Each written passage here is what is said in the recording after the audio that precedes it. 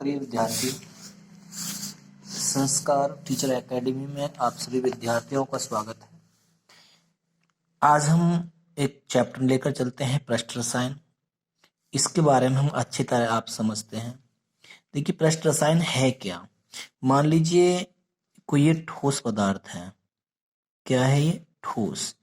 अब ये जो ठोस पदार्थ है, इसकी जो ऊपरी परत होती है, जैसे ये जो परत है, इसे हम फलक बोलते हैं।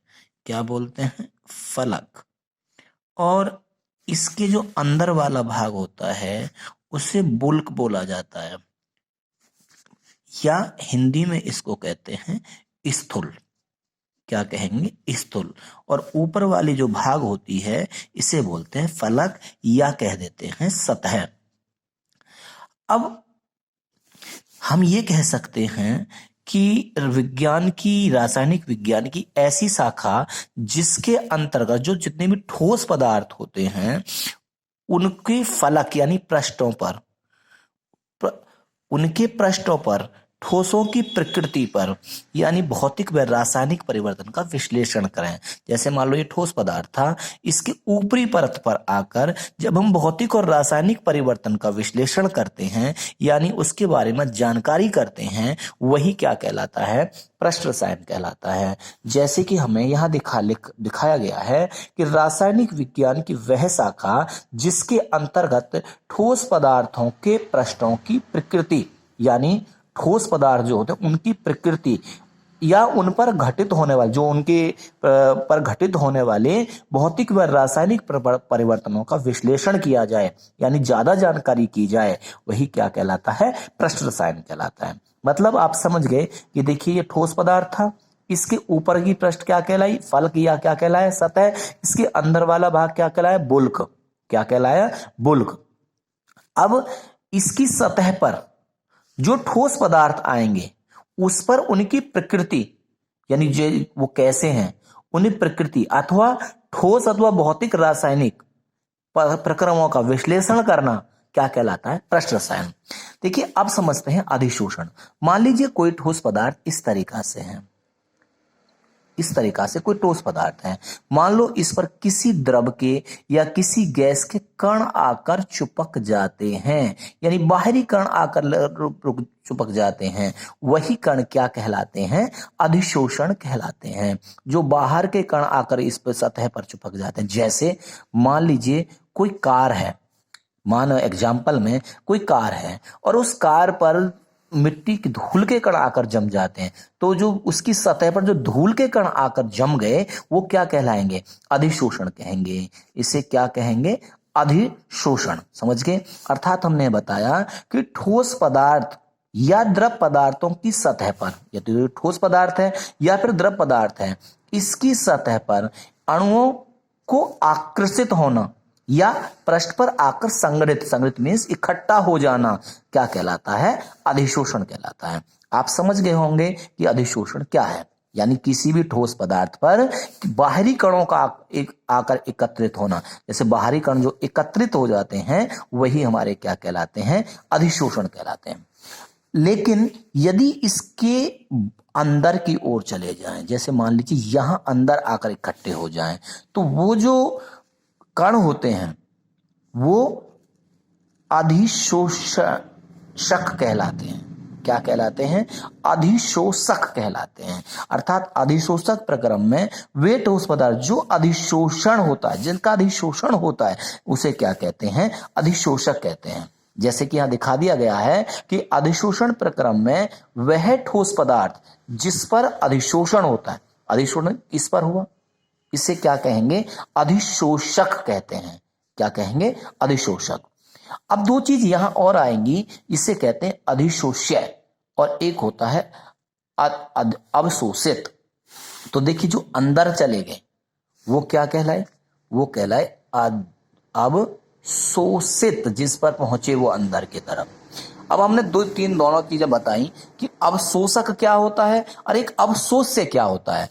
वे अवशोषित पदार्थ यानी या तो गैस के हों या फिर द्रव के हों, जिन पर आकर अवशोषित होते हैं वो क्या कहलाते हैं? अधिशोष्य कहलाते हैं। तीनों बातें आप लोगों को समझ में आ गई होंगी कि देखिए अगर मतलब ठोस था, ठोस के ऊपर जो द्रव के पदार्थ आए और वो इकट्ठा हुए, वो क्या क्रिया क्या कहलाई? अधिशोषण कहलाई। वो क्रिया क्या कहलाई? हमारी अधिशोषण कहलाई। समझ गए? और इसके अंदर यदि जो कण अंदर की ओर चले जाते हैं वो अवशोषित कहलाते हैं, यानी जो पृष्ठ पर आकर संग्रहित होते हैं वो अधिशोषण कहलाते हैं, जो अंदर होकर चले जाते हैं वो अवशोषित कहलाते हैं। एक होता है अधिशोष्य, यानी वो अवशोषित पदार्थ या तो गैस के हों या फिर द्रव के हों, जिस पर आकर अवशोषित होते हैं, जिस पर आकर इकट्ठे होते हैं, वही क्या कहलाते हैं? अधिशोष्य कहलाते हैं। अब अधिशोषण जो होते हैं ये दो प्रकार के होते हैं। अधिशोषण कितने प्रकार के होते हैं? दो प्रकार के होते हैं। कौन कौन से? एक होता है भौतिक अधिशोषण, एक होता है रासायनिक अधिशोषण। समझ गए? अधिशोषण कितने प्रकार का हुआ भाई? अधिशोषण भी दो प्रकार का होता है, जिसे कहते हैं भौतिक अधिशोषण और दूसरा कहते हैं रासायनिक अधिशोषण। कितने प्रकार के हुए? भौतिक अधिशोषण और रासायनिक। अब देखिए, मान लीजिए ये एक ठोस पदार्थ था, ये इस पर बाहर के कण आकर संग्रहित हो गए, जिसे हमने क्या कहा? अवशोषण कहा। क्या कहा? अवशोषण कहा। लेकिन इन कणों के और इस ठोस पदार्थों के बीच जो बल काम करता है, किसके? एक तो होता है अधिशोष्य, अधिशोष्य, एक होता है अधिशोष, अवशोषित। इन दोनों के बीच जो बल काम करता है उस बल को हम क्या कहते हैं? किस किस के? अधिशोषण और अधिशोष्य। अधिशोष्य और इसको कहेंगे अधिशोषण। क्या कहेंगे? अधिशोषण के मध्य, इन दोनों के मध्य जो बल काम करेगा वो बल कहलाता है दुर्बल वान डर वाल बल्स। ये कौन सा बल कहलाता है? दुर्बल। इस बल का नाम हम लिख देते हैं, इस बल को कहते हैं दुर्बल वान डर वाल्स बल। क्या कहते हैं इसको? दुर्बल वान डर वाल्स। अब मान लो आपसे पूछा जाता है कि कोई भी धूल के कण या किसी भी पृष्ठ पर किस बल के कारण चिपक जाते हैं, तो वो बल कौन सा होता है?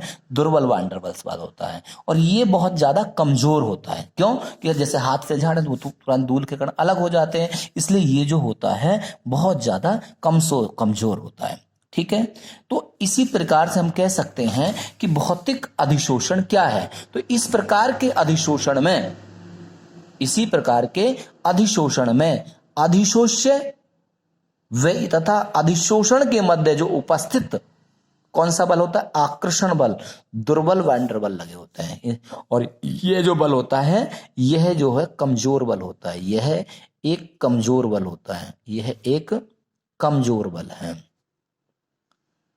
कमजोर बल है। समझ गए? किस प्रकार का बल है ये? कमजोर। और इस बल का नाम क्या होता है? दुर्बल वान डर वाल्स का बल कहलाता है। क्या कहलाता है? दुर्बल वान डर वाल्स बल।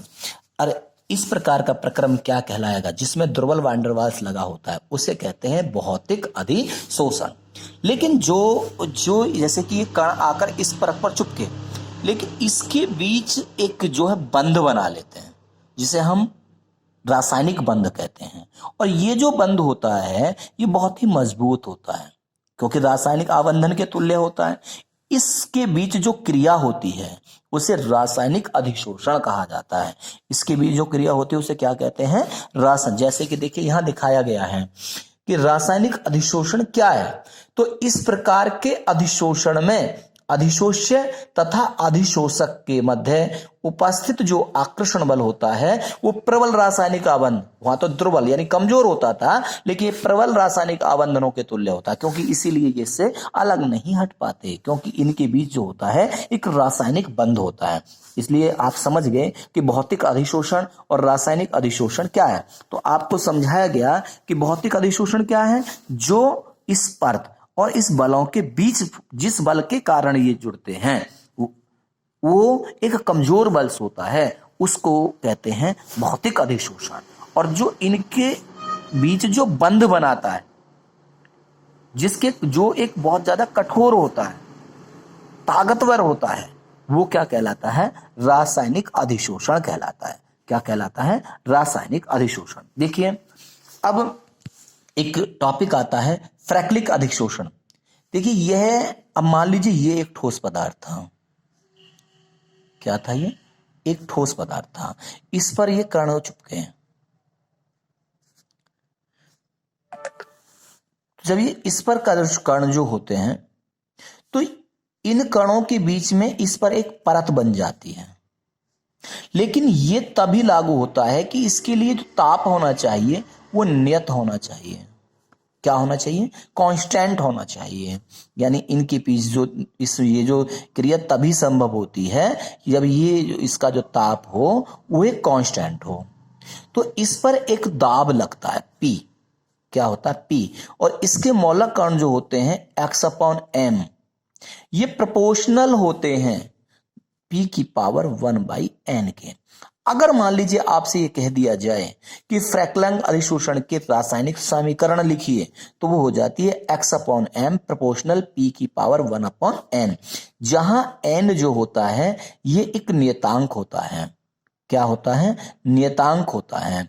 ठीक है, तो हम इसे इस तरीका भी डिफाइन कर सकते हैं कि वह गणितीय समीकरण जो निश्चित ताप पर, ये तो मैंने नहीं बता दिया कि टेम्परेचर कैसा होता है? नियत होता है यानी निश्चित होता है।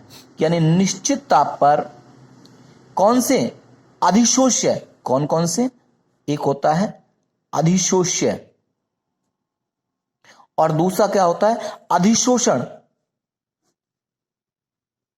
अधिशोषण के बीच संबंध स्थापित बताता है। अब मान लो आपसे ये कह दिया जाए कि अधिशोष्य और अधिशोषण के बीच संबंध बनाने वाली समीकरण लिखिए, तो वो समीकरण क्या हो जाएगी? x/m प्रोपोर्शनल P की पावर 1/n। n क्या है? एक नियतांक। x क्या है? x इसमें मोलर सांद्रता है। x/ क्या है? इसकी मोलर सांद्रता है। तो देखिए यहां मैंने लिखा है, और ये जो संबंध है यही संबंध क्या कहलाता है? अधिशोषण समतापी कहलाता है। क्या कहलाता है? अधिशोषण समतापी। मान लीजिए अधिशोषण समतापी की आपसे डिफाइन कहने लगे तो आप यही लिखोगे कि एक गणितीय समीकरण जो किसी निश्चित, कैसे ताप पर? निश्चित ताप पर गैसीय अधिशोष्य के दाब तथा अधिशोषण की मात्रा, दाब क्या है? P, और अधिशोष्य की मात्रा क्या है? x/m। दाब क्या है? P, और अधिशोष्य की मात्रा क्या होती है? x/m। इनके बीच जो संबंध बताती है, किस किस के बीच? दाब के बीच और अधिशोषण की मात्रा के बीच। किसके बीच? दाब के बीच और अधिशोषण की मात्रा के बीच। ठीक है, जो संबंध बताती है वही संबंध क्या कहलाता है? अधिशोषण समतापी कहलाता है। देखिए ये किस वैज्ञानिक ने दिया था? तो एक जो प्रयोग था, ये एक प्रकार का प्रयोग था, और ये प्रयोग किसने दिया था? तो ये जो प्रयोग दिया था ये फ्रैक्लिक नामक वैज्ञानिक ने दिया था। किसने दिया था? फ्रैक्लिक नामक वैज्ञानिक ने दिया था। ठीक है, और फ्रैक्लिक नामक वैज्ञानिक, इसलिए सो अधिशोषण फ्रैक्लिक ने प्रयोग दिया, इसीलिए इसी अधिशोषण को हम फ्रैक्लिक अधिशोषण समतापी कहते हैं। इसे क्या कहते हैं? फ्रैक्लिक अधिशोषण समतापी। क्यों? क्योंकि ये जो प्रयोग दिया था ये किसने दिया था? फ्रैक्लिक नामक वैज्ञानिक ने दिया था। किसने दिया था? फ्रैक्लिक नामक वैज्ञानिक ने दिया, जिसके कारण इस अधिशोषण को हमने क्या कहा? अधिशोषण समतापी कहा। अब मान लीजिए आपसे क्वेश्चंस बना दिया जाता है, अधिशोषण क्या है? तो आप यही बताएंगे रासायनिक विज्ञान की ऐसी शाखा जिसके कारण ठोस से पदार्थ यानी की प्रकृति पर आकर चिपक जाते हैं, अर्थात उसकी भौतिक और रासायनिक प्रकृति का विश्लेषण करते हैं। वो क्या कहलाते हैं? पृष्ठ रसायन कहलाते हैं। और यही क्रिया क्या कहलाती है? अधिशोषण कहलाती है। इनके बीच जो संग्रहित होने की क्रिया होती है अधिशोषण कहलाती है। इसमें दो भाग होते हैं, एक होता है अधिशोष्य, एक होता है अधिशोषण। अधिशोष्य और अधिशोषण के बीच जो संबंध बताती है उसे अधिशोषण समतापी कहते हैं। इसके बीच एक समीकरण, कौन सी समीकरण होती है? x/m प्रोपोर्शनल P की पावर 1/m। अब ये अगर आपसे पूछा x/m क्या है, तो x/m जो है ये क्या कहलाती है? इसकी मात्रा, किसकी मात्रा को? अधिशोषण की मात्रा को प्रदर्शित करती है। किसकी मात्रा को? अधिशोषण की मात्रा को। जबकि पी क्या होता है? दाब। और ताप कैसा रहना चाहिए इस क्रिया में? नियत रहना चाहिए। कैसा ताप होना चाहिए? नियत।